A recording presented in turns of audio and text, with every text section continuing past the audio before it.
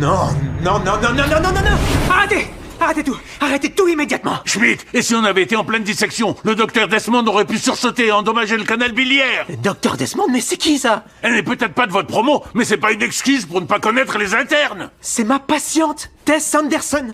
Je peux expliquer. Tess a avoué qu'elle était en fait une patiente, mais elle a affirmé que c'était Weber qui l'avait amenée au bloc opératoire. Oh non, pas encore. Hé, revenez. C'est pas vrai.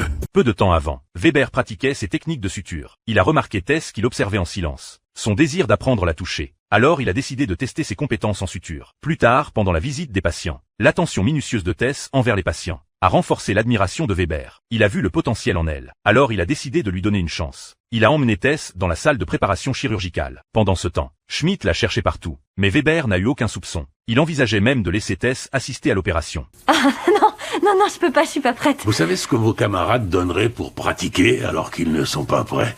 Je ne vais pas vous laisser seul, Desmond. Vous serez mes mains, mais je vous guiderai tout au long de la procédure, étape par étape. Juste au moment où l'opération allait commencer, Schmidt est passé par là et a découvert Tess. Il s'est immédiatement avancé pour dévoiler son mensonge. Weber est resté complètement figé. Il ne comprenait pas pourquoi Tess avait trompé tout le monde. Mon 4e type de cancer en 8 ans.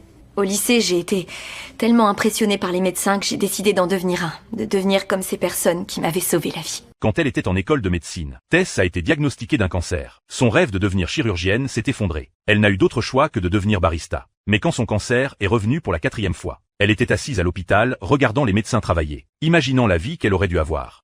Et tout avait l'air différent. Comme si j'étais une autre. J'ai eu envie de vivre mon rêve au moins une fois. Juste une journée.